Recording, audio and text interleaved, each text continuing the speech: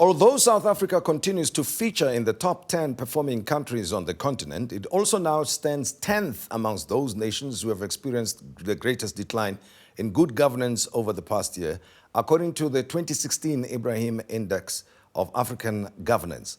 The state of the South African nation this past year disappointed in terms of politics, governance, abuse of state institutions and funds, and the collective effects on the country's economy and image. The series of negative news, including a government at war with itself, state capture allegations, and concerns about flight of foreign investment, seem to be undermining South Africa's self-confidence. Well, you merely need to ask an average citizen. And having, over the past 20 years, being heralded as the gateway to Africa and the anchor star of the continent, the country's reputation is in trouble.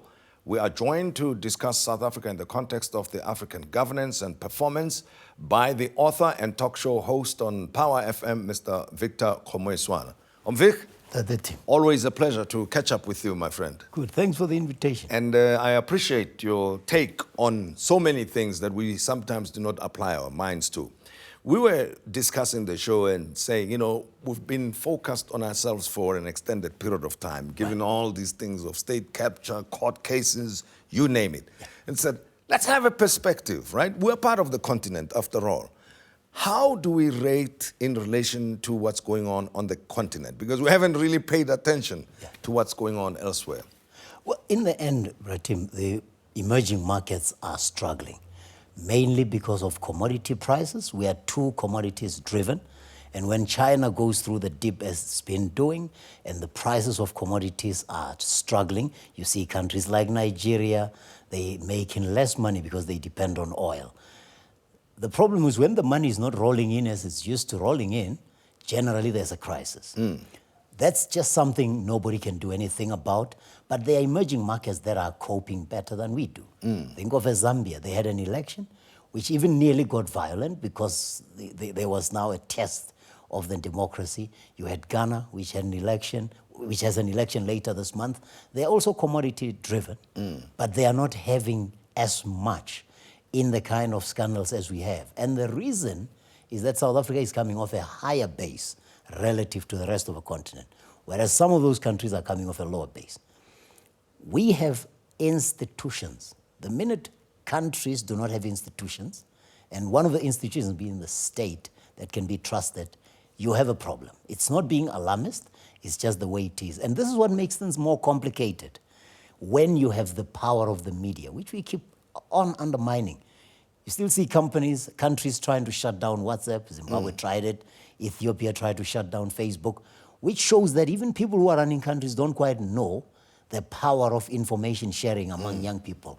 You can no longer drive propaganda like they did in the 60s, where they could say, this is the word because the state radio says this, the state publication says this. Now people share information.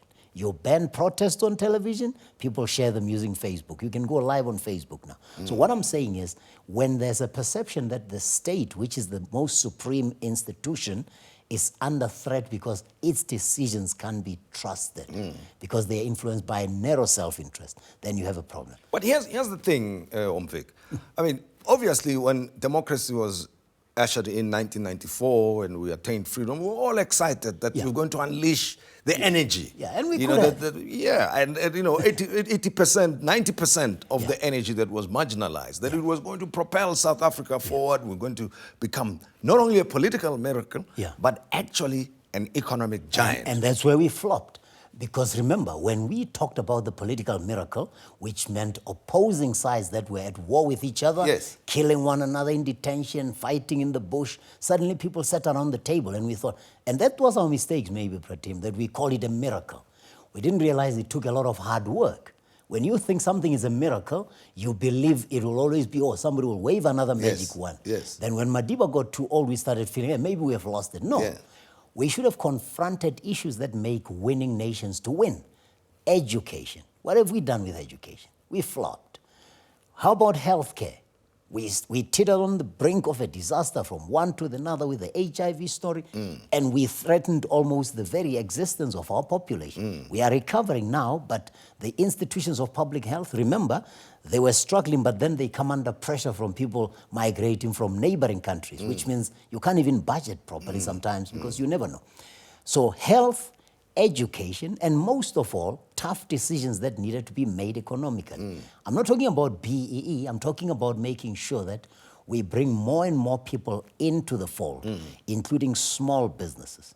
Now, when you look at how state still pays small businesses today, on the whole, there are few people who are exceptions, but small businesses are not still being encouraged. But it's when the economy remains in the hands of the few.